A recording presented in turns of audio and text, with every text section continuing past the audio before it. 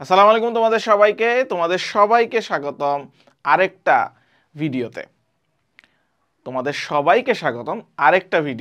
আজকের ভিডিওতে তোমাদের সাথে আলোচনা করব যে তুমি চট্টগ্রাম ইউনিভার্সিটি সি ইউনিটের জন্য কিভাবে প্রিপারেশন নিবা এবং জাহাঙ্গীরনগর আইবি এর জন্য কিভাবে প্রিপারেশন নিবা। সো জাহাঙ্গীরনগর আইবিএ এবং চট্টগ্রাম ইউনিভার্সিটি সি ইউনিট, এবং এখানে মনে রাখতে হবে জাহাঙ্গীরনগর আইবি এর সাথে কিন্তু জাহাঙ্গীরনগরের ই ইউনিটও আছে। এখন একটা জিনিস খেয়াল করো, দেখো প্রথমেই তোমাদেরকে বলি যে আসলে তোমাদের তোমাদের চান্সেস কি আছে, যে তুমি কিভাবে চান্স পাবা। তোমরা যারা জাহাঙ্গীরনগরের জন্য প্রিপারেশন নিচ্ছ এবং চট্টগ্রাম ইউনিভার্সিটির জন্য প্রিপারেশন নিচ্ছ, বিভাগ পরিবর্তন করতে যাচ্ছ, তাদের জন্য আজকের এই ভিডিওটা। তোমাদেরকে বলতেছি চট্টগ্রাম ইউনিভার্সিটির সি ইউনিটে কিন্তু 640টা সিট, এর মধ্যে কিন্তু 220টা সিট সায়েন্সদের জন্য। হ্যাঁ, আর্টসদের জন্য এখানে 80টা সিটের মতো আছে। ওকে, ঠিক আছে। জাহাঙ্গীরনগর আইবিএ এবং ই ইউনিট মিলিয়ে টোটাল টোটাল সিট প্রায় 250টা। যে 250টার ভিতরে ছেলে মেয়ে ভাগাভাগি, অর্ধেক মেয়ে অর্ধেক ছেলে অর্ধেক, ঠিক আছে। সো এই তোমার সিটের ক্যাটাগরি। এখন তুমি যদি চট্টগ্রাম ইউনিভার্সিটির সি ইউনিটে চান্স পেতে চাও তাহলে তোমার কি করতে হবে, এইটা নিয়ে তোমাদের সাথে আলোচনা করব। লাস্ট ক্লাসগুলোতে তোমাদেরকে বলে দিয়েছি যে চট্টগ্রাম ইউনিভার্সিটি সি ইউনিটে কোন কোন বিষয়গুলো আসে, সেটার জন্য কত মার্কসের প্রশ্ন আসে, এইগুলা নিয়ে বিস্তারিত আলোচনা ছিল গত ভিডিওগুলোতে, এবং সেইগুলা অনুযায়ী ক্লাসও কিন্তু নেওয়া হয়েছিল। আজকে বলে দিব যে তুমি কিভাবে চান্স পাবা। খেয়াল করো, দেখো তোমার চট্টগ্রাম ইউনিভার্সিটির সি ইউনিটে 100 মার্কের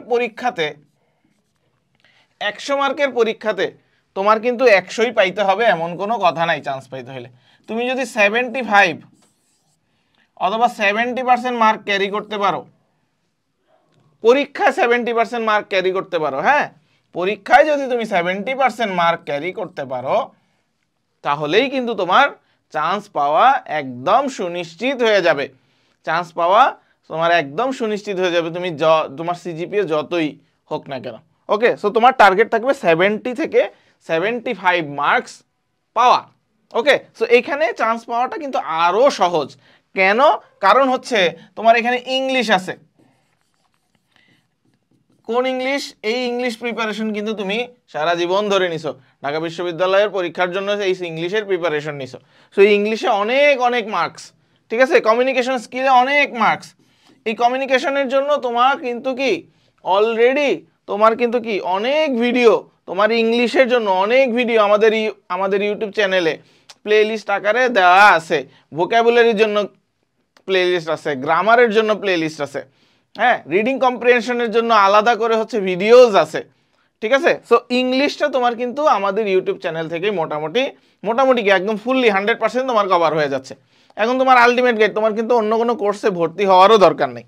সো এইটা গেল। দেন আসতেছে ম্যাথ। এই ম্যাথ নিয়ে অনেকেই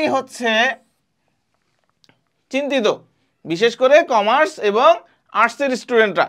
ম্যাথের জন্য তোমরা কি করবে, এইবার কিন্তু ম্যাথ বাংলা এবং ইংরেজি দুইটা কম্বিনেশন থাকবে। এবার কিন্তু বাংলা এবং ইংরেজির দুইটা কম্বিনেশন থাকবে, মানে কি বাংলা থাকবে ইংলিশে থাকবে। কিন্তু বাংলা না বুঝলে নাই, সমস্যা নেই, ইংলিশ বুঝে করো। আবার ইংলিশ প্রশ্ন করলে বাংলা না বুঝলে বাংলা প্রশ্ন পড়ে জাস্ট কোশ্চেনগুলোর অ্যান্সার করতে থাকবা, ঠিক আছে। এখানে কিন্তু ম্যাথের জায়গায় তোমার কি আইকিউ রিলেটেড কোশ্চেনও থাকে। তাহলে ম্যাথে শুধু ম্যাথ থাকে না, আইকিউ রিলেটেড কোশ্চেন থাকে। ওকে, সো ম্যাথ থাকবে, আইকিউ রিলেটেড কোশ্চেন থাকবে। হ্যাঁ, কিছু প্রশ্নে 2 মার্কও থাকে। সো ওগুলো একটু কেয়ারফুলি অ্যান্সার করতে হয়। সো ম্যাথ গেল। এখন কি থাকে, আরেকটা জিনিস কি থাকে, অ্যানালাইটিক্যাল অ্যাবিলিটিটা খুবই সহজ, একদম খুবই সহজ। তুমি জাস্ট যদি কোয়েশ্চেন প্যাটার্নগুলো ধরতে পারো, ক্রিটিক্যাল রিজনিং এর নিয়মগুলো জানতে পারো, তুমি যদি কিভাবে ওই যে লজিক্যাল রিজনিং করতে হয়, হ্যাঁ, নাম্বার পাজলগুলো করতে হয়, এই জিনিসগুলো যদি জেনে যাও। ওকে, সো আমাদের অ্যানালিটিক্যাল প্লেলিস্টটা যদি তুমি দেখে যাও তাইলেও কিন্তু তোমার কি প্রিপারেশন কমপ্লিট হয়ে যাচ্ছে।